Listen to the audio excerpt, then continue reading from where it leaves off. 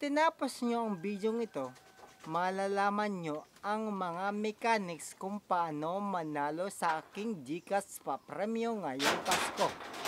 Magkano ba ang puhunan sa pag-aalaga ng pato?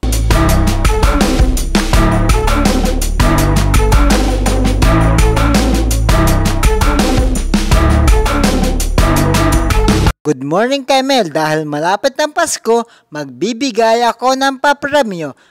Panoodin lamang ang buong vlog upang malaman nyo ang mechanics ng aking papremyo. Ako nga pala si Kemel at ang aking ginagawang video ay tungkol sa asola farming, duck farming, murang pagkain ng manok, bibi at pabo, bawal ipakain sa pato, sekreto para madalas mangitlog ang mga pato, ilang araw bago umpisa ang mga pato o bibi.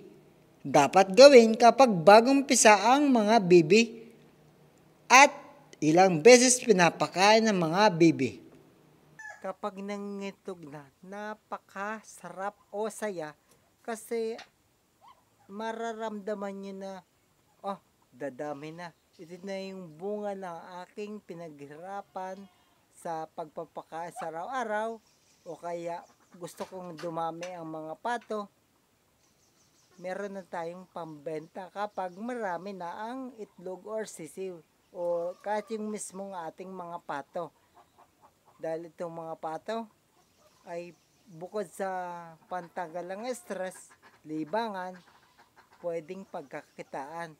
Kasi ito hindi sakitin tulad ng Peking duck, tulad ng mga itik. Ako nag-alaga ng itik, 55, namatay lahat.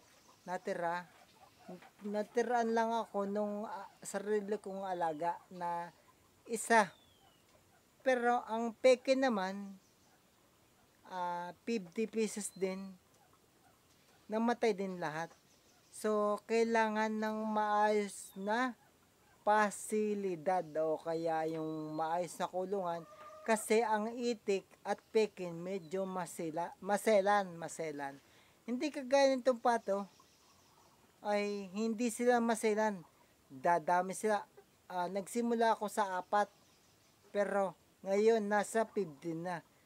Pag Muscovy duck or pato, bukod sa hindi maselan, hindi mahirap pakainin, masarap ang karne nila. Huwag nyo lang igagala na may mga pulasi o pusali. Kasi yung iba nasasamlangan kasi sila ay nananalap o naninipsip ng mga pagkain. Pero pag may maayos na kulungan din sila o may net, hindi basta-basta magiging samlang ang inyong mga pato.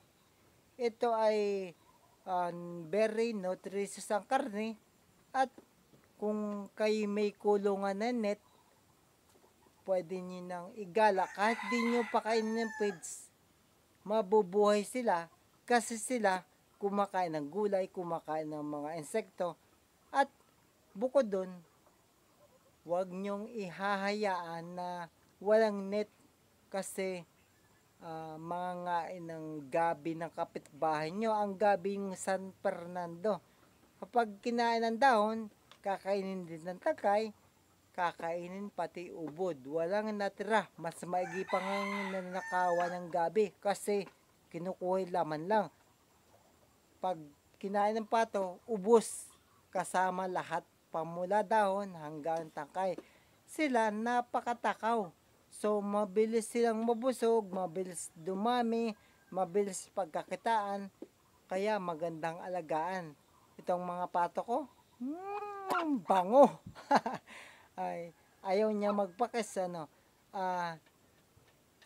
marami, madaling alagaan, mabilis dumami, at kitang-kita niyo naman sa aking pag-aalaga na pwedeng pagkakitaan.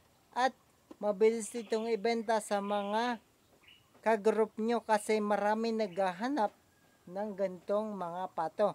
Bukod sa hindi sila maingay, hindi sila sakitin, madaling ibenta, masarap ang karne,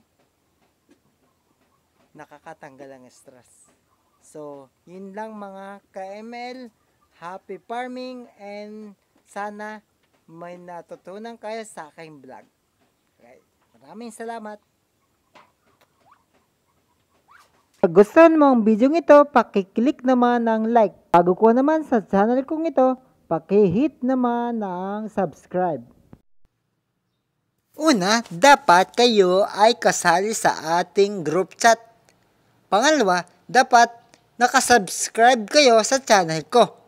At pangatlo, dapat register ang inyong number sa GCash. I-PPM ko kayo kung kayo'y nanalo. Abangan na ang aking private message.